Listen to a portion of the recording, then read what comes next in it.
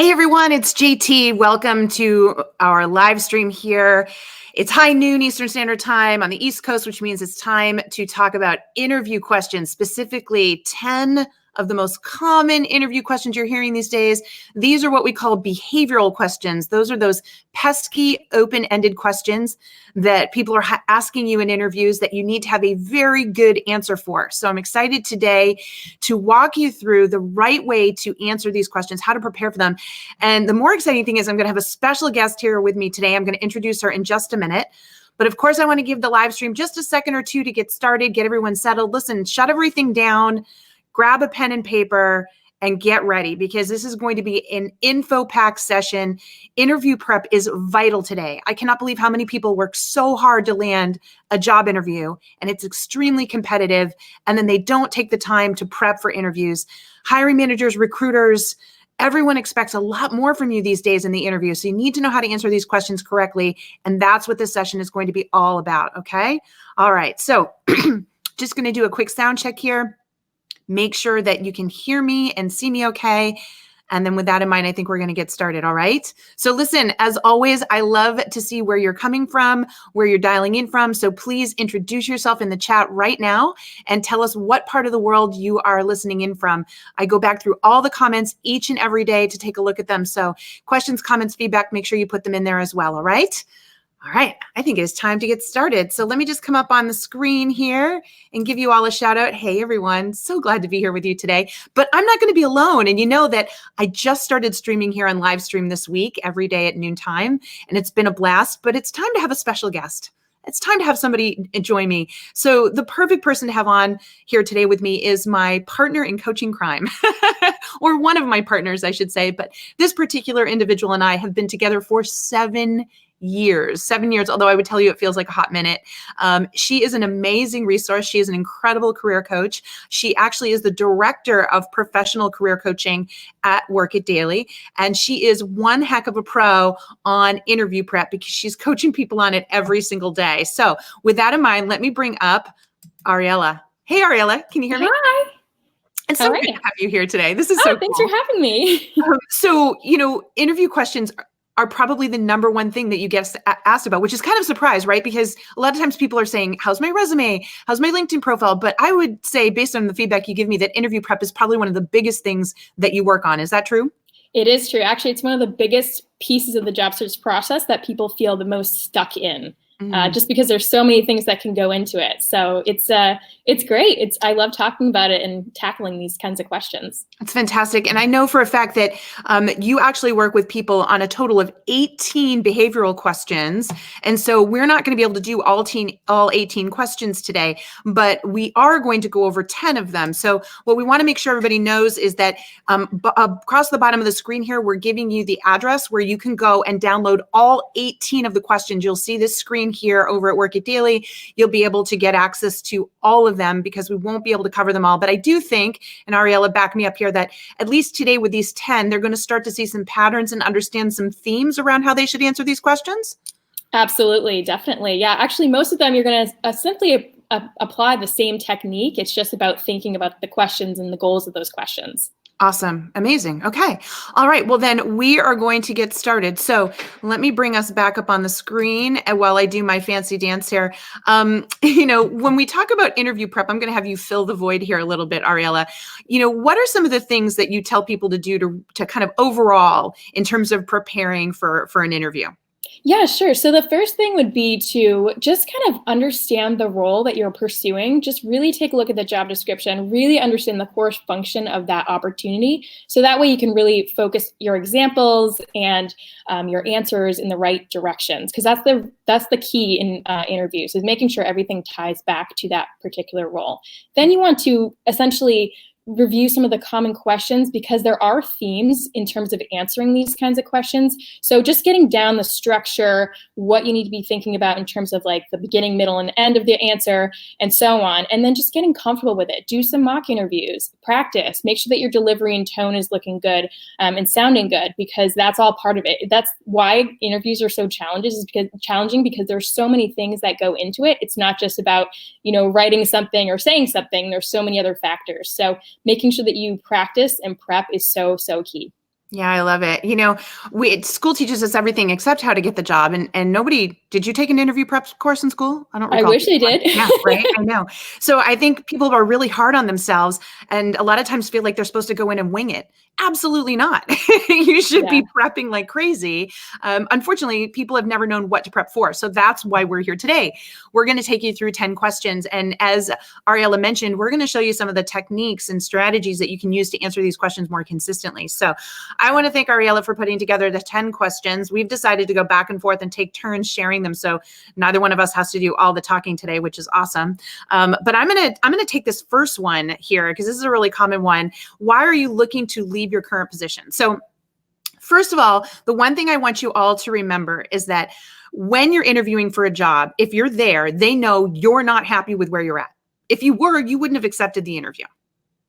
So you've got to have an answer here that is honest, but at the same time, it needs to be more about your business of one. So sometimes people are honest and too personal. It's a little TMI, well, I hate my boss. They're not treating me right. This is going wrong. That is going wrong. That's like a me thing. Remember, as a business of one, you're selling your services to the employer. In return, you get great benefits, you get money, all that good stuff. But what they want to hear when you answer this question is how their job is going to make your business stronger and better. How is taking their job going to make you an even more skilled service provider? So they want to hear that by paying you this money and giving you these benefits, you in return are going to become even more valuable to them. And I think that this is a distinction that so many people miss. So even though maybe you hate your current boss, we were joking around the office, every year studies come out that tell you 65% of the reason people leave their jobs is because of their manager. Guess what? The person you're interviewing with, they know that. They know there's problems at your current employer, okay? But what they want to hear about is your strategy for your business of one. How are you going to make yourself grow, right? We talk about career growth all the time. So the right answer to this question should be around the fact that where you are right now is not allowing you to build your skills or build an area of expertise that you're very passionate about, that you want to become top notch at, that you want to be able to add more value to. Or maybe your current employer is sort of plateaued and they're not going to let you take your skills to the next level. They're not going to let you work on the things that you want to work on. So as a result, you're now out seeking an employer where the opportunity to learn and grow as a professional is there so that you can get more skilled and more valuable and stay relevant to the marketplace. Anytime we see a business that's outdated and they go out of business, we tend to not feel sorry for them, maybe nostalgic, but we don't feel sorry for them because we know they should have stayed on top of growing their business. It was their job to make their business stay relevant and competitive. You are no different as a job seeker. So when you answer this question around the ideas of, hey, here's where I see myself in 5 years, here's the level of skills that I want to have, and my current employer, I've tried is not going to be able to deliver on that. That's why I'm looking for, a larger company, or I'm looking for one in a slightly different industry, or one that has different skill sets, or one that has your level of expertise. Whatever it is, you're going to tie your needs to grow yourself as a professional and be more valuable to what they have to offer as an employer. And folks, you shouldn't make this up. You should be able to do your homework and really build a connection between your growth goals and them. Because as a business of one, you are trying to enter into a partnership. You want to partner with them. And that means that you should give and take, right? You're going to get as much as you give. And so it's up to you to figure that out and strategize on that. What do you think about that, Ariella? Do you agree? I totally agree. Absolutely. And I have to mention too, the employer is also looking for red flags. Why are you leaving? Is it you? Are you part of the problem? So something that you want to be thinking about in addition to that is if there's something, going on between you and the employer and it's not so great, how are you going to address that? How are you going to ease their concerns? So focusing on the growth and what you want to achieve and how that's going to help the employer is a great way to kind of conquer that, but also making sure that, you are easing those concerns and potential red flags that they're looking for. Yeah. So listen, we have a question from Amen. Hey, Amen.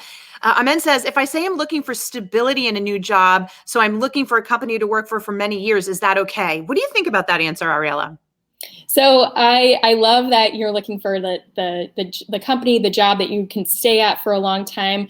That's great. It shows that you want to be loyal. It shows that you want to grow with the company, and that's all very positive. But you also want to be thinking about how far can this take me, in terms of my growth and my skill sets? Because now we're seeing a lot more people, jumping between jobs because it doesn't allow them to grow after a certain point. But the fact that you are looking for something long term, you're looking to grow with a company, that shows, yes, like this person's going to be committed and dedicated to this opportunity. What do you think, JT? Yeah, I love what you're saying there. The one thing I might nuance here, though, is when you're saying I'm looking for stability, that always sends a red flag. As a business owner, I'm going to be honest, that screams to me. So you're looking for a place to hang your hat and kind of just slack a little. So I love what you said about every job's temporary and you need to grow your skills. So maybe what I might say is I'm really looking for a place where I can build my skills, over the next several years and beyond, and hopefully continue to reinvent myself so I can stay here long term, but also keep growing and adding more value as a professional. So that way you're saying, yeah, I want to go find a place where I can stay there for a long time, but don't think that means that I just want to sit back and not grow myself. You've got to also work into that answer the fact that you're looking for a place where you can continue to evolve and build your skills and add more value and be more in demand to the company. Would you agree with that? I love that. Definitely. Awesome. Okay. So before we move on to the next question, I want to give a shout out to Heather. Heather's wondering, will this video be available afterwards? Yes, folks. In fact, the video stays in my LinkedIn feed. So if you are not a follower of me on LinkedIn, please go over to my profile and follow me. That way you can go back and get all of the videos that we're doing every day live here on LinkedIn. So make sure you do that. Okay. So thanks for asking, Heather, but it will be there. All right. So we're going to move on. It's your turn, Ariella. Next question. What do you do? What do you want to get out of your next job? So a little bit different nuance here than why you're leaving. Yes, definitely. So if you think about this question, the real goal of this is to gain an understanding of your priorities and your needs for your next opportunity. So that way the employer understands, where are you looking to go? How are you looking to grow? And, what are you essentially looking to do with your career? So, you want to be thinking about, what do you want to do in your next job that you're currently not doing now, and why? So for example, do you want to grow a certain skill set like JT was talking about? Do you want to end up in a certain type of position where you can accomplish or do certain projects or make a certain impact? What is it that you want to be doing in terms of your growth? What do you want to actually get out of this opportunity? So this is a great opportunity to emphasize your positive needs in terms of that growth. What you don't want to do is rag on your current or former employer for, things like, not having a great company culture, and that's why you're looking to take on a new opportunity, or not giving you the opportunities that you need in order to grow. You want to think about positive ways that you can own your own growth and what you can do to get, great things out of your next job. So thinking about I want to find a company that shares similar values to me so I can really dedicate myself and my time to this type of opportunity, so I can really provide a good, solid service because I believe in the company. Yeah. If also if a thing that I see all the time is people blaming their employer for not growing them, but honestly, that's something that you need to be owning yourself. And so how can you grow? What steps can you take to grow yourself, to earn those opportunities? What are you looking to do? How are you looking to achieve that? What are the steps that you're going to take? So figuring out what those things are is a great way to kind of, articulate, what is it that you're trying to achieve in your next opportunity? What do you think, JT? Yeah, I love it. I've heard you say before that it's the intersection between what you're passionate about, what you nerd out on, right? And a problem like bigger than yourself. So when you can say to them, this is the problem in our industry or our skill set that is so important and vital these days, and it's my passion to work on them, and these are the skills and how I love to work and how I want to leverage my value to an employer. When you can articulate that, I just know as a business owner, I eat that up because you just said it. Employees should drive their own learning. It's very frustrating when you see an employee doing nothing and they say, well, you didn't give me something to do. You're being paid to be really valuable. If you have free time on your hands, find something else to do. Look at the problems in the office, figure out a way to grow them, right? So the fact that you can come in and answer this question like you suggested and say, hey, I really want to be able to leverage these skills and take them to the next level. I want to be able to get better at solving this problem and alleviating this pain and taking this thing off your plate. That's what an owner wants to hear. They're not paying you for the heck of it. They're paying you to really add value. And that's what you want to articulate here. And, I love the fact that you mentioned, don't rag on your former employer. It's so telling when somebody comes in for an interview and they say something like, when we ask this question, they say, well, I just want more work-life balance. I want to get my life back. And, I want to be paid fairly. Obviously, folks, I'm not saying those things aren't important. They are vitally important. And you should figure out whether this potential employer will give you those things. But that's not what they're asking in this question, right? Do you agree with me? I totally agree. And again, like we talked about in the beginning of the session, so it's all about tying it back to that job, to that need. Why are they hiring this person? Why are they hiring you? How are you going to really add value in this particular role? And so being able to tie back what you want to gain out of this opportunity and, relating it to what they're trying to achieve with this role is really key. Awesome. So good. All right. Let's take a look. Let's move on to the next one. And folks, I know you're putting questions in the chat and our support team is doing a great job of keeping track of them. We will have time at the end to answer some questions. Okay. All right. So let's move forward. Tell me about your greatest accomplishment on the job. Oh gosh, I love this one. So we teach an equation at Work It Daily. Ariella, you want to tell them what the equation is? Oh, the experience, learn, grow equation? Absolutely. We drill this into people's head. Experience plus learn equals grow. So what do we mean by that? It is the ideal framework for answering any interview question. When they ask you about your greatest accomplishment, the first thing you're going to do is recount for them your experience. You're going to tell them the story of what happened. And you're going to stick to the facts, okay? You're going to keep it factual. You're going to explain it. Then you're going to explain what you learned from that. So in the case of an accomplishment, you're going to talk about a really challenging situation. Something was hard, something was bad, you turned it around. But then what we want you to do is extrapolate the lesson learned, like a fairy tale, right? Fairy tales always, we have a lesson learned from them. You want to say the lesson learned from this accomplishment was that I should always do this, this, and this, or that I'm always going to apply this process, or I'm always going to consider this thing. Whatever it is, it's this belief or this realization. It's this aha moment that you had through the accomplishment. And then from that, you're going to say, and here's how I've grown as a professional. So now as a result of what I experienced, this accomplishment, what it taught me, here's how I apply it going forward. Here's how I'm going to make sure that you, Mr. or Miss Employer, are going to benefit from what I learned from this accomplishment. And that framework is so powerful because it keeps you on track. One of the biggest problems people have when they're answering these behavioral questions is if they haven't thought about their answers and they don't have a framework like this to stay on track, they go all over the place. If any of you have ever gone off target, you know what I'm talking about. In fact, if you're guilty of that, if you've ever gone off on a tangent in an interview, put a 1 in the chat right now, right? If you're perfect and you've never gone off on tangent, you can put a 2 in there.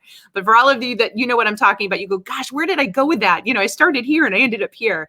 The solution to that is experience plus learn equals grow. And, Ariella, that's one of the things that you have members do. You actually have them write out the answers to all 18 behavioral questions using this model, right? Yes. When they're going through, we try to have them work through each of them using this format, this structure, because it really helps you get in the right mindset. Putting your employer glasses on or whatever, you want to make sure that you're articulating what they are looking to hear. So what was the situation? What role did you play and what action did you take? And then how did it turn out for the better? How did it help you grow as an employee and why will it make you a better employee as a result? But also just being able to kind of just get in the, the mindset of this is how I should be answering these questions, is going to allow you to tackle those questions that you're not expecting, right? So there's always going to be questions out there, no matter how much you prepare, that you're not really expecting, you don't know how to answer, you didn't practice. So making sure that you are constantly thinking about, how am I going to answer this? What do I need to share? And just essentially delivering that in mock interviews or practice interviews is going to help you tackle those questions that you're not really sure how to prepare for in advance. But would you agree with that, JT? I totally agree. So what, storytelling is so hot, right? We live in a social media world. We're all about stories. Stories are the most memorable thing. All we're having you do here, folks, is build out a framework for proper storytelling when you're answering interview questions. And that is so important. And I love that you really make everybody practice this and write it out and think about it, because they get more succinct. Because one of the things we didn't share with you, but it's important for you to understand, the reason companies ask you these types of open-ended questions is because they're assessing you on 3 levels. And make no mistake, they're assessing your personality. So what's your voice tone? What are the words you're choosing? How do you sound? How's your energy? How are you delivering this story, right? How emotional are you? That sort of thing. Your personality, your aptitude. How adaptable do you sound? Do you sound flexible? Do you sound like you're somebody who can do it their way, would be open to change? Or are you sounding pretty rigid in your answer? And then what's your experience level? Based on what you're sharing, like what is the depth of your experience? Is this story that you're telling me pretty surface? And it makes me wonder if you really do have the experience or if you're making it up, or is it got the right amount of facts and details that, it's validated, it sounds legit. This is the reason that employers use behavioral questions, because these open-ended questions let them evaluate you on all three things. And that's really important because they're choosing to bring you into their tribe, and they have to make sure that you're going to get along with everybody and that you're going to be successful on the job. And no two corporate cultures are the same. So by having you answer this question in that format, it helps them see that. By you learning, experience plus learn equals grow, that's going to give you the confidence that you are actually following that storyline the way they want it told. Awesome. Okay. So this is great so far. We are getting a ton of questions, which is amazing. But again, folks, we're going to answer a bunch of these at the end. So stick with us. Okay. We are going to move on to the next question. Your turn, Ariella. You are in the hot seat, and this is a tough one. Tell me about a difficult situation you encountered at work and how you overcame it. Yes. So this one you're definitely going to get asked because an employer or some version of this question, because your employer wants to know, how do you handle uncomfortable situations and setbacks at work? Because, the way that you handle it says a lot about you as an employee, and the way that you bounce back from it says as well, right? So making sure that you can demonstrate to them that you've not only had setbacks in your career and you've been able to use them and learn from them so you're a better employee, but also that you've been able to get results based off of that. So showing them that you have this depth of experience, you've gone through these situations, you know how to handle them, is really important. So I wouldn't be scared of this question, honestly, because this is a great moment to share with an employer, an interviewer, that you have tackled really tough situations and you were able to bounce back, and using that experience to learn, grow. What was the situation? How did you handle it? And what was the outcome? How did it make you better? That's really important. So the other thing that you want to be thinking about is, if this were to happen again, how would you handle it? So being able to show them that you learned from this experience and it's really truly going to help you be a more effective player on the team is really important. So I would not be scared of this. I would actually be pretty excited to see this as an opportunity to demonstrate that you can handle these types of things. Totally agree with you. Yeah, it's a powerful experience. Not a bad one. It's a powerful experience. And I love your idea of, if I got to do it over again, here's what I do differently, right? I love that, because again, that's really following that experience, learn and grow model. The one thing I'll add to this, and tell me if you agree, is I always get concerned when I ask them the question, tell me about a difficult situation, the sky's the limit on what you could choose. But when you choose to specifically talk about a difficult person, it actually sends up a red flag to me. I didn't ask you, tell me about a difficult person you've had to work with. I asked, tell me about a difficult situation. So that tells me that whatever you first choose to answer is the thing that is most important to you, that gives you the most anxiety. And if it's people, if you're saying, well, I had to work with a difficult coworker, in HR, we're taught there's three sides to every story: yours, theirs, and the truth. And so the one thing I would tell you folks is, if your immediate thought was, oh, I'm going to tell them about the nasty person I had to work with at work, that's not the answer. That's not what they're asking for. If they ask about a difficult person and how you worked with them, then that's the story to tell. This is a difficult situation. I want to hear about a time that something happened and, there was an unexpected deadline, or, there was a break in the technology, or you found out that you were given the wrong data. Whatever it is, it's about a situation within work and how you used process to overcome it, solve it, and what you learned from it. Just make sure you follow that distinction, because when we dive in and start talking negatively about people, it's a reflection on ourselves. What do you think about that, Ariella? I totally agree. And I have to reinforce that it's all about the process. They want to know how you approach and figure out these situations, because you're not going to get your hand held through these situations, at work. You need to be able to figure them out on your own and make sure that they are resolved. So making sure that you not only have a process for these types of things, but also just showing them that this is how you'll handle it in the event it happens. Because honestly, things will happen all the time and you need to be able to be prepared for that.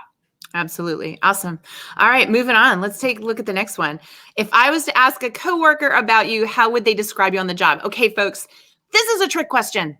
I want you to know that right now, because your answer to this should be, I have asked my coworkers, and this is what they have told me.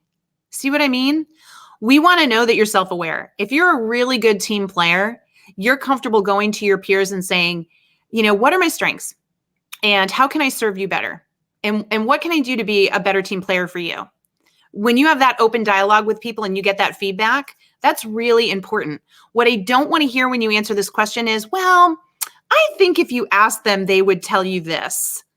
Because that's you with a really grand opinion of yourself, telling them, what you think you're so amazing at. I want to hear that you have the intellectual humility and the career confidence to go to your peers, to go to your boss and say, what am I strong at and what could I be better at? And that kind of answer, when you say to me, I've asked them and this is what they've told me in the past, that's huge. What do you think, Ariella? I totally agree. And if you can reinforce that with, an example of how you took that, feedback or that their comments and applied them to your role as a teammate, that's even better, because showing them an example, again, demonstrating that you do have these qualities and you're not just making this up, is really key in terms of proving, your worth and your value as a teammate. Totally agree with you. Hey, listen, before we move forward, we do have an interesting question here from Scott, and it's kind of in this range. Does having an aversion to being micromanaged serve as a red flag when you're answering these questions? Woo! So let's go back to that question around, tell me about a difficult situation. If Scott was to talk about being micromanaged and he didn't like it, what do you think would happen? What do you think about that, Ariella? If someone told me that, they were being micromanaged in their work and they're trying to find something different, I would honestly, I don't know if I would take that very well, because I want you to be able to think about that problem that you're having and figure out how you're going to manage it, because there are micromanagers everywhere. And for you to be able to succeed as an employee, you need to be able to figure out how to work with that person. Managing up is a huge thing, and being able to work with your manager on, how do we make this better for both of us is really key. So if you're just telling me that you're being micromanaged and you're trying to escape from that, that's not really helping your case. What do you Definitely think? Not. I totally agree with you. I think it's a red flag, most definitely. I mean, I would like it to be part of that accomplishment question, which is, I had a manager that was, really hands-on, and some might refer to it as micromanager. And I wanted him to feel more independent. I wanted to be able to produce more work. So this is what I did. And this is how we were able to come through it together. Right. I think that would be a positive example there for sure. But even then you have to be careful, because if you're criticizing, whenever you criticize a manager, the person interviewing you is like, okay, if you're comfortable criticizing them now in an interview, then you would be comfortable criticizing me. So I think if you're going to bring that up, if it's so important to you not to be micromanaged, I think you have to ask questions around that, which we can talk about in another session, what you should be asking in an interview. But I would be really, really careful about how you present it. Awesome. All right, let's keep moving. Let's see. I'm going to go over here, and can I get this to go? There we go. All right. Tell me about a time when you needed to work with a difficult person. How did you handle it? Well, I think we've given a lot of info on this, but what do you think, Ariella?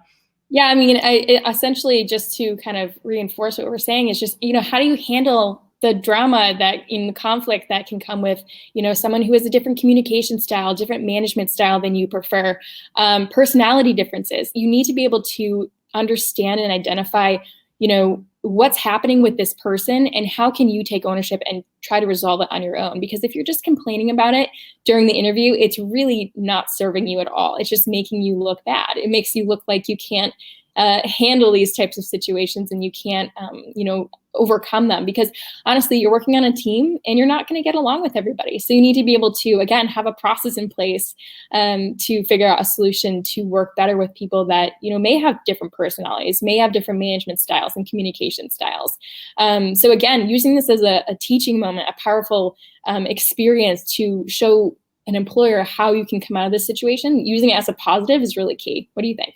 Yeah, I got to tell you something, being in the recruiting and HR industry for many years and talking with my peers on a regular basis, the feedback I'm getting is I have never seen, they're frustrated and they're exhausted. The HR is saying, I've never seen so many complaints from employees coming in and saying, so-and-so is saying this in the office and it bothers me.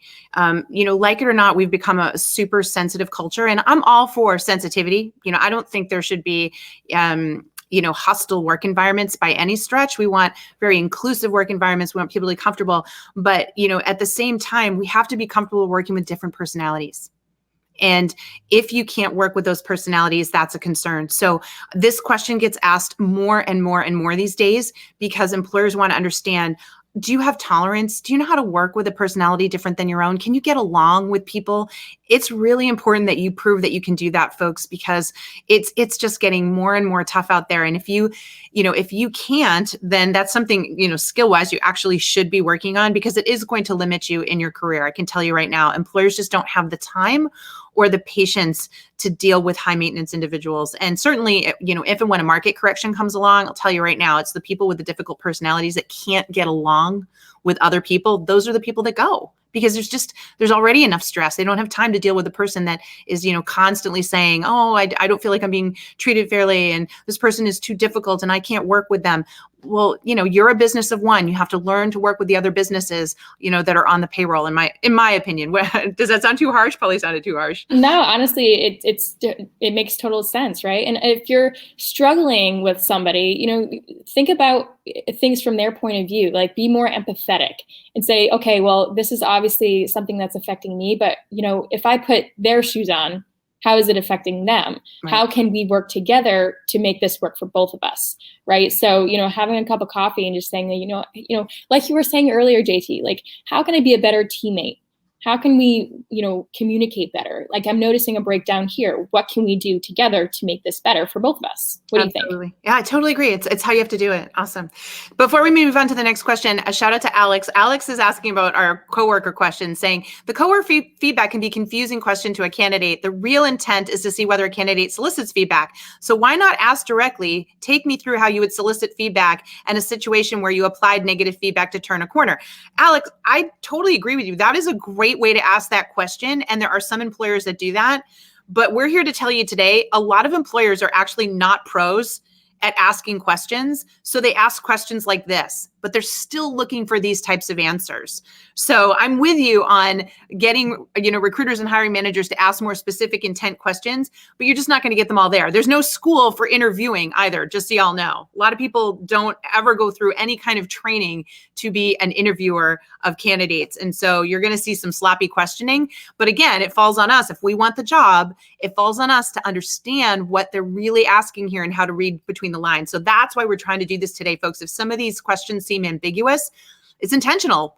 Ariel and I want to make sure that you know how to apply experience, learn, and grow model and really think about it from the business perspective. You are a business partner. What does your partner need from you, right? So really key. But thanks for asking that question, Alex. Okay.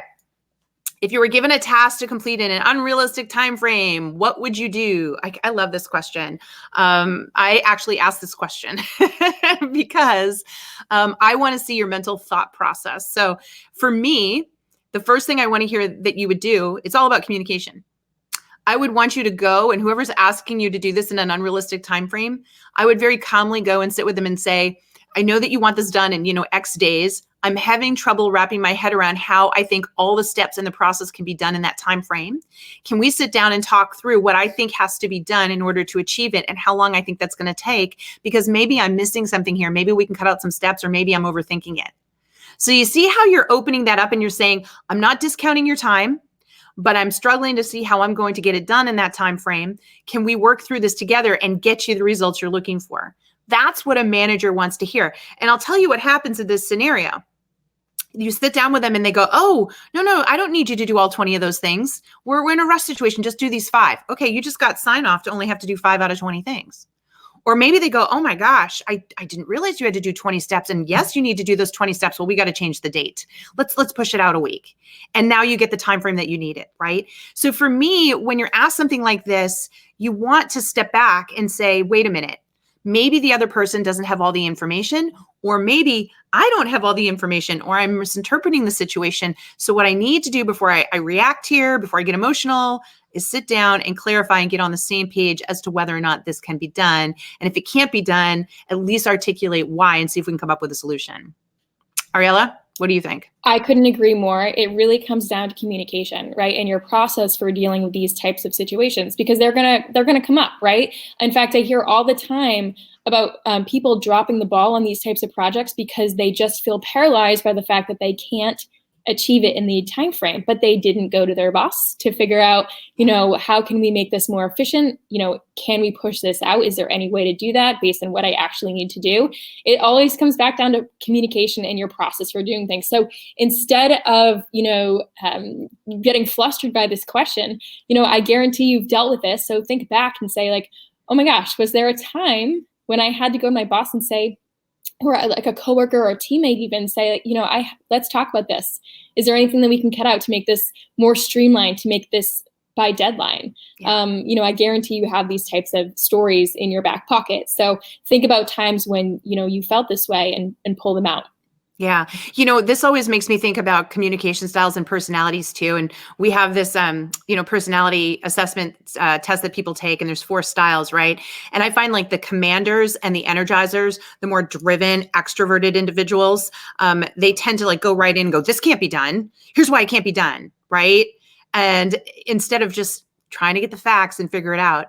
On the flip side, the empathizers and the contemplators, they're more introverted about this. They don't like to build confrontation. So they just suck it up and try to do it. Meanwhile, they're completely stressed out and they're, having a breakdown at their desk, and inside they're fuming at their boss and looking for a new job. Meanwhile, their boss has no idea that any of this is going on, right? Your boss can't read your mind. So I just hope everybody understands that we all get asked to do unrealistic things, and sometimes there's too much on our plate. It doesn't mean anybody did it intentionally to you, but it does mean you have to take ownership of the communication process to get on the same page. Definitely. Awesome. All right, your turn. You're up. You ready? What's the biggest mistake you've made on the job, and how did you handle the failure? Ooh. Yes. So honestly, this goes along with everything that we've been saying. This is just kind of a more broad question here. So essentially, you just want to think about, a time that you made a mistake, you screwed up at work, and it happens, right? So what exactly happened here? How did you learn from this mistake, and how did you grow from it? Why was this a powerful learning experience for you, and how is it going to make you be a better teammate and employee in the future? So being able to take these questions and say, hey, this happened to me, and it was pretty tough, but this is how I worked through it, and this is why it's not going to happen again. It's all about easing concerns and showing them your process for dealing with these types of situations, because this is going to happen, and you need to be able to have a process and approach to deal with this. And being able to own up to your mistakes and these types of situations is key, because it shows that you can take ownership of things like this and then bounce back from them. So again, it's all about easing those concerns. I love that phrase, easing those concerns. The other thing I like about what you're saying is that you're not answering the question like a victim by prepping and working out the experience, learn, and grow model, and having a really good story to tell with a happy ending, right? Taking this negative and turning it into a positive in the sense that you use the experience to learn and grow. Your delivery is going to be better because you're actually telling a story with a happy ending. So that's going to come across. Whereas if you're not prepared for this question, right, and all you're thinking about is your failure, and you don't know how to articulate it in a way that shows that you've grown and that there's been a happy ending, you're probably going to come across insecure, right, and concerned, and that's not going to ease concerns whatsoever. So I think the delivery of the answer to this is huge. Mm-hmm. And I think the takeaway is what you said: ease concerns. Your job in this situation is to ease concerns. Definitely. And one thing I want to note on this particular question, and any negative and uncomfortable question, is you need to be taking into account your body language, your eye contact, how you're talking. Like you said, it's all about the delivery and your tone and your confidence, because you could be answering all the right, the questions like correctly, just knocking it out of the park. But then you come to an uncomfortable question, and when you're fidgeting and you're saying and like, and you're looking away, it really stands out. So you want to make sure that you're practicing these so you're able to, articulate this situation confidently. And one thing that you should be doing, like you said, is think about how you can own these situations, because it's going to come across in your tone. You're going to be more confident when you're owning something, right? What could you have done better, or what did you do differently based on the situation? Yeah, I love it. Because you also show that you bounce back from failure, right? I mean, you're going to be one of those people that's miserable and mopes around and, is sad and embarrassed that there was a mistake or a failure, or can you move on? Which every employer wants you to be able to move on, that's for sure, and stay positive. I love it. I love all of that. And thank you for reminding everybody about facial expressions and voice tone and all that stuff. So important to practice so that stuff comes across naturally. Definitely. All right, let's talk about this one. What do you feel makes you successful in your current role? Share an example to support your success. So sometimes they might ask you for the share of the example. Sometimes they wouldn't, but either way, everybody should have learned by now that you are going to give an example. You are going to use the experience, learn, and grow model to prove what makes you successful in your role. So the one thing that I love to tell people here is this is where they want to see how self-aware you are. So what are the things that are unique to you that let you create real value on the job? So I would have you sit back and say, what do I do to save or make a company money? How can I prove to an employer that I save or make enough money to justify the cost of hiring me? And as I harp on all the time, that's not your salary. That's 140% of your salary.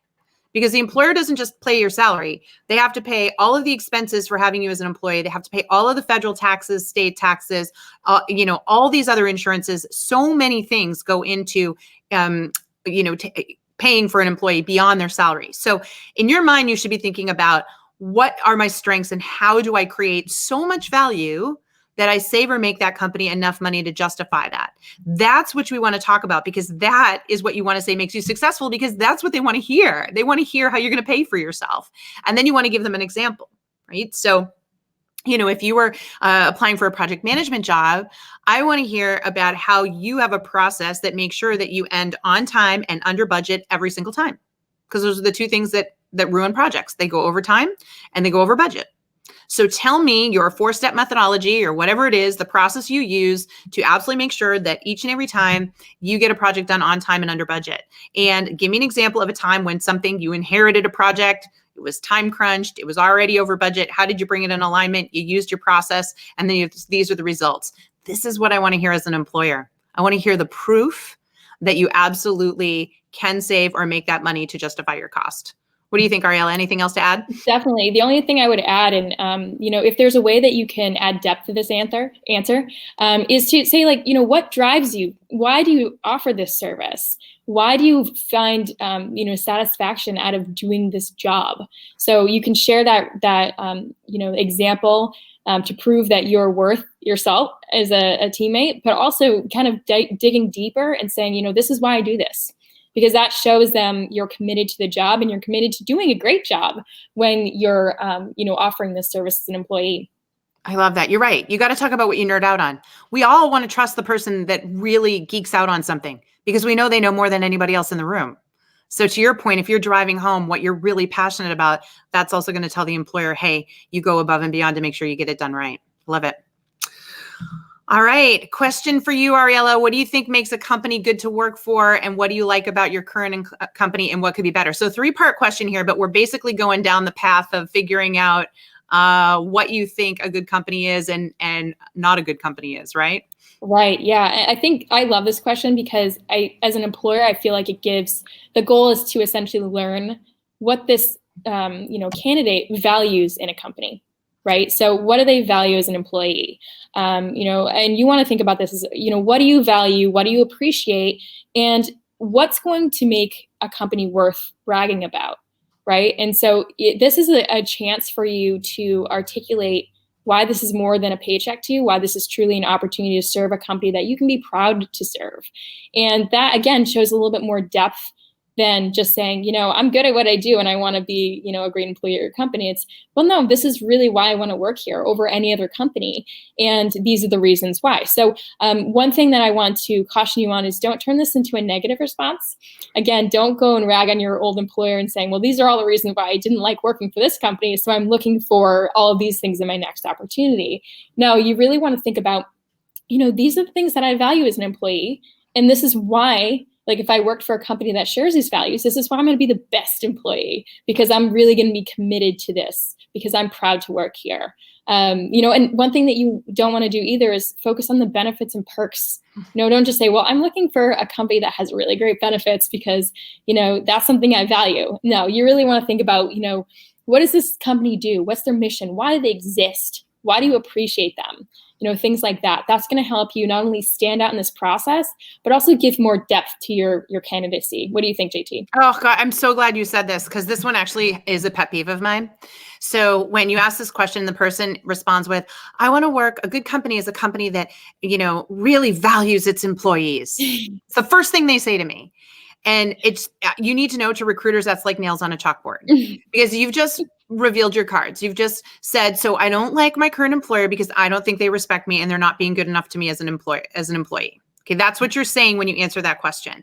That's not what was asked here. We know that you want to work for an employer that's good to its employees. And hopefully, the whole reason you're sitting in that chair having that interview with them is that you've already done your research and heard that they're good to their employees. And you'll be able to figure it out by asking questions and meeting other people in the organization and doing your homework. So that is not the answer here that I want to hear. And I can tell you right now, all the recruiters I talk to don't want to hear that either. I love what you said. I want to hear them talk about what they look for in a well-built company. So I want to hear them say, I want to work for a company, and I think a good company to work for is one that has a real vision for the future for their products and services. One that really understands its customer base and has good market share and is passionate about serving their customers and building a longstanding reputation. I want to work for a company that's very fiscally responsible, that the management team is really paying attention because they want to make sure that this business is around for a long period of time. See what I mean? That's you talking about what a well-run business looks like. Not focusing on what you need, but more focusing on what does that business need to have for it to stay in business. Because you won't have a job if it doesn't stay in business. And so for you to articulate that in this response and be able to say, I look for traits in a company that tells me this company is built to last, this company is really looking to serve its market long term, that's the answer that I'm looking for, because it tells me that you understand why the business is in business. Does that make sense, Ariella? What do you think? Absolutely. I couldn't agree more. Yeah. So great question there for sure. All right. So I think, did we get through all 10 of them? I think we did. Oh my goodness, we got all 10. We have lots of questions here that I want to answer. So I want to bring us both back up on the screen. So first of all, folks, here's what I want you to do in the comments. You just heard these 10 questions. We love feedback. Tell us in the comments right now the one aha moment you just had. What was the one most important thing you just learned about answering questions, whether it was for a specific question or something you learned? We want to hear that from you in the comments below. So everybody put in right now. So one thing you just learned that you're going to commit to, you're going to make sure that you do this in your next round of interviews, okay? All right, and then while we do that, Ariella, you up for a few questions? Yeah, let's do it. Awesome. So let's go down here and take a look at some of the questions people are asking. Nella wants to ask, hey, Nella, can you give an example of how to answer the question about a difficult person? So yeah, do you want to take that one? Like, how do you answer the question if I was to say to you, Ariella, tell me about a time you had to work with a difficult person? Yeah. So if essentially think about that process again. Think about one example of a time that you had some kind of conflict and with this person, and outline that situation briefly. You don't want to overshare. You don't want to go into too much detail, because that's a huge red flag, because it can kind of come off as you're complaining about this person. So essentially explain objectively, this is what the situation was, and say, okay, I recognize that this was going to be an issue. So these are the steps that I took in order to counter the situation so I could resolve it, so we can work better together. And then these are the results I got. This is how we ended up working better together. This is how we're better teammates now as a result of this particular situation. Or this is how we managed to get through this project and make it work for both of us. What do you think? Yeah, I totally agree. And I love that you said keep it brief. I also think adding on to that, stay objective. So, this is why I like the idea of writing out the answer, because a lot of times we don't realize we're being subjective about the situation. So my boss was being really difficult, or my coworker was being completely unrealistic. That's your observations, your interpretation. But that also sounds really emotional. So you want to stick to the facts. It was, my boss was asking for this to be accomplished in 3 days when normally it would take 6. So now you're talking numbers, stats, facts. You're keeping the explanation of it objective. And I think if you do that and then work off of what you learned from it and how you grew, it reads much better. But on the front end, if you're super emotional or come across too dramatic, it can really backfire. Definitely. And I love that you writing them out and really breaking it down and crossing out anything that's emotional. anything that's subjective, and saying, like, recognizing, taking yourself through that process and saying, wow, this word actually makes me look like, this is an emotional thing for me. No, you want to be objective. You want to be, it's a matter of fact thing, right? So this is what happened. This is what I did. This is why it worked. Yep. And being able to write that out and mentally bring yourself through that process, JT, I totally agree. Like, you can recognize when you're falling short or when you're adding too much emotion to an answer. Yeah, I'm looking for someone that doesn't get flustered. Yeah. Right. I need, we're paying you to do a job. I'm looking for someone that can handle a lot, that's got it under control, that's showing that confidence for sure. So another question we're getting is, what kind of difficult situation can you bring up that doesn't scare interviewers? So I think to reframe that question, are there any situations you shouldn't bring up that might scare off an employer? Do you have any stories on that, Ariella? I know. Oh my gosh, Casey, I'm sure you have a ton of these situations, but I mean, honestly, I think when you feel like you got a question like this, or you don't know what to bring up, think about, okay, is there an example that I can bring up that's not like crazy, that allows me to prove a skill set, or prove a soft skill, or prove something that relates directly to this job, to show them that I can handle this, or I have this skill, or I developed this skill through this process. It doesn't have to be like the worst thing that you can think of. It really doesn't. Like, do you agree with that, JT? I totally agree. I think people make the mistake. I think people are too honest. And I'm not saying to be dishonest, but they literally think about the worst thing that ever happened. Like, I did this and I got fired and I cost the company $10 million. Don't have to share that one. You don't. I think we can pick something a little bit more relevant to the situation. That's not what they're asking for. It's not a lie detector test. You're not being, given truth serum. So be careful with what you pick. That's, again, why I love the Experience, Learn, and Grow framework, because you want to pick something where really the end of the story is how you turn things around truthfully, quantifiably, right? How you grew in some way. I think that's really important. So yeah, try not to be too dramatic with your story. And when in doubt, candidly, this is, again, why you prep. I think we're proving that point today, right? I would run your question I would run your challenge by someone, right? So people type up their answers and literally send them to you, right, Ariella? Then you read through it and you're like, ooh, no, this is kind of reading wrong. I think you need to do it a different way. Definitely. And honestly, like during our mock interviews too, you can tell when someone's answering a question like this. It's so much easier for another person to say, I got this sense or this vibe when you answered this question, or I felt like you didn't give me enough of an explanation when you answered this question. So, if you're getting, you're going off on this explanation of what happened, and then you kind of fall short with your resolution, or, what you did to resolve the issue, you're going to pick up on that, and you're going to hear it in your voice too. You're going to hear it when you talk to someone and say, wow, like, I feel like it was pretty front heavy with the problem and not so much on the resolution. So being able to work through that process and practice is so, so important, because it helps you identify these issues that could be holding you back from getting a job offer. Totally agree with you. So agree with you on that. And if I keep looking down, it's because we're getting so many great questions, and I want to keep asking them. So Alec is asking, do you recommend tying responses back to the biggest success story you set up earlier on so you can save time, or do you use examples from different stories? So this is a great question. Should you always be just referring back to one story, or should you be having multiple stories? What do you think, Ariella? I think you should have multiple examples, because if you're always going back to the same example, it really shows, it kind of comes across as, wow, you don't really have a ton of experience in this area. You don't have a ton of examples to share with me. But also, if they say, okay, well, we heard that example, can you share another one? And you don't have anything in your back pocket, it's going to be pretty frustrating for you, and you're going to get flustered. So I think it's important to have a few examples in your pocket, and you should be thinking about examples that tie to certain skill sets that relate to that job, because you don't always want to go back to that same one. It's not going to give you the depth that you need to stand out. Totally agree. One hit wonder. That's what comes to mind when I hear that, right? You do not want to be a one hit wonder, because that's what I'm going to take away if you keep coming back to the same story. Wow. So you've got nothing else to talk about with me in this interview. Yeah, that is such a good question. Let's see. Harsh, I hope I'm saying that right, is asking, what about random questions? I got asked, what's the one thing people don't know about you? Ooh, I actually love that question. Yeah. I'd be curious to hear what you said to that. How would you answer that question, Ariella? Oh gosh. Well, so this one I would think about, what's the purpose? Somebody asked you it 7 years ago in your interview. Yes. Well, this was asked, yes, of me in my interview with this company by JT. But first of all, if you get a question like this and you're like, oh my gosh, this is so random, I don't know how to answer this. Take a minute and say, okay, what's the purpose of this question? What's the goal? What are they trying to learn about me? And for this particular question, they're just trying to get a sense of, who are you? What's your personality? What are your interests? Just because culture and personality is such a big piece now in companies, right? So we talk about this all the time.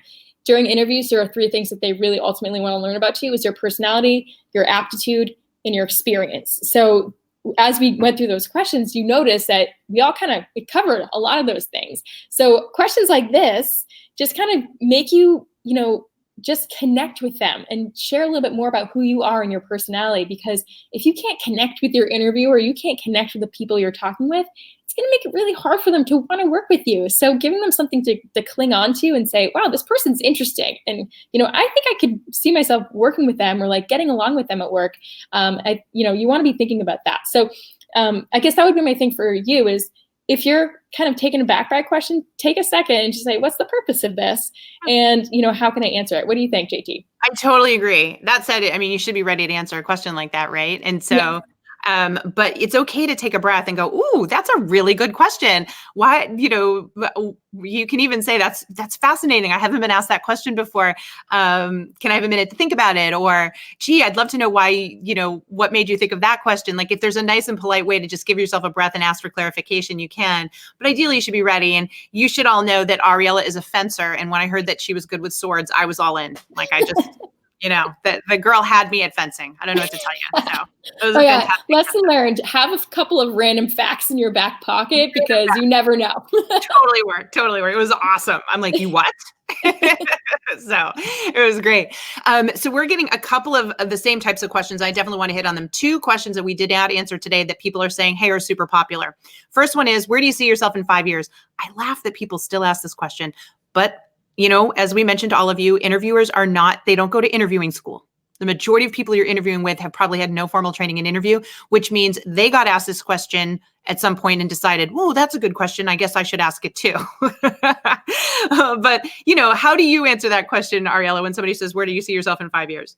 Honestly, for this question, I would go back to, how do I want to grow in my career? What skills do I want to develop? What do I want to be able to, achieve in 5 years using my skill set? So, do I want to be really great at project management? Do I want to, be great at networking at events and connecting with people if I'm like in, a position that requires that? Think about start off with the certain skills that you need in order to grow in this particular line of work and say, this is what I want to do. These are the skills I need to achieve. And this is what I want to ultimately achieve within these 5 years. Yeah, I love your idea of like talking about what you love, like the nerd out factor. So I think I would open up with that and say, well, I don't know what the official job title would be, but this is what I love to do. And I want to get so much better at these 3 skill sets so that I am, whatever the highest level is in terms of, specialist in this area, so that I'm really providing value and, growing with the company as a result. Now, if there's a particular title tied to your work, great, call it out, tell them the title you're going for. But it's also okay to say, I'm not sure what it looks like from a job title standpoint, but in 5 years, this is the level of expertise I want to be at. And these are the levels of problems that I want to be able to solve, So I'm totally with you. I think that's the right way to go with that answer.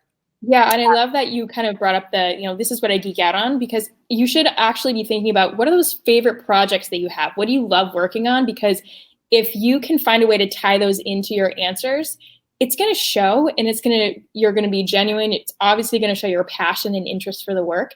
And it's going to give them a sense of where you want to be without you even having to say it. The one thing that you want to avoid is saying, well, I want to get your job one day. Because, that's a mistake that we see all the time. It comes across, you might think that, yes, it shows that I'm a go-getter, but it actually is kind of threatening for the person on the other side of the table. So you want to be avoiding that. Yeah, totally agree with you. Great thing to point out. Be very careful with that one, folks. So the other question that we get asked all the time is your greatest weakness.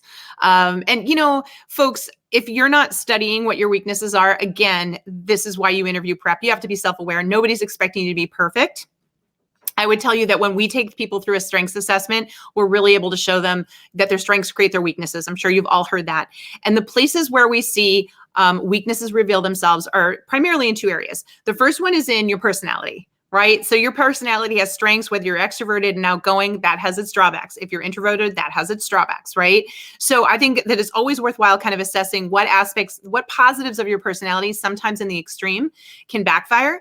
And the other thing is the way you like to handle tasks, the way you like to execute work. You have preferences about how you like to do things, and when you don't get to do them that way, or when they can't be done that way, that can be perceived as a weakness as well. So my advice is to always look at those two things and then say to yourself, okay, but now how do I minimize those? Because that's what they're really asking in this question. One, they want to make sure that you are self-aware enough to know that you are not perfect and that you have weaknesses and you are comfortable articulating that, right? Because we all have that. But two, you don't just go, okay, so I'm weak there. Oh, well, deal with it. You actually have a strategy for trying to minimize it. What do you do to offset that factor, right? So if it's a communication thing, I'm really outgoing. Sometimes I can be outspoken. So what I always try to do is read the room. If I feel like maybe I've overstepped, I always go back and check in with someone, make sure that I was understood, that I didn't overstep my bounds, make sure their voice was heard. I always try to make sure that I let everybody talk so I don't dominate the conversation. Like, there are things that you can say to offset what that is. And then, tying back to what we taught you, experience, learn, and grow. Back it up with a fact. So you can say, one time, I realized that because I'm so outgoing, I can sometimes take control of the situation. I realized that maybe I hadn't considered a couple of my coworkers' needs. I actually went back and met with each and every one of them, made sure that we were all on the same page. Next time we got together, I made sure that I didn't dominate the conversation at all. I really turned to them and asked them questions and had them take control of the conversation. And since then, I've really learned how to balance that out so that I know when I can step in and ask my questions and take control, and when I need to pull back in order to be fair to my teammates. And this is how I've learned to apply that. So we want to be able to say, I identify my weakness. It comes from a strength. This is an experience that I had, and this is how I turned it around. And this is how I make whole on this. This is how I manage this weakness. If you can show that, companies will absolutely love it. What do you think, Ariella? Definitely. And honestly, I think just reframing it and saying, what's something that I would like to improve on? And just being honest with yourself and saying, this is, I constantly run into, this situation and I struggle with this particular area or for this particular task or how I'm handling this. So just being able to kind of look at that and be honest with yourself and say, this is an area I would like to improve. And these are the steps I'm going to take or I have been taking to improve that because I want to be the best employee I can be.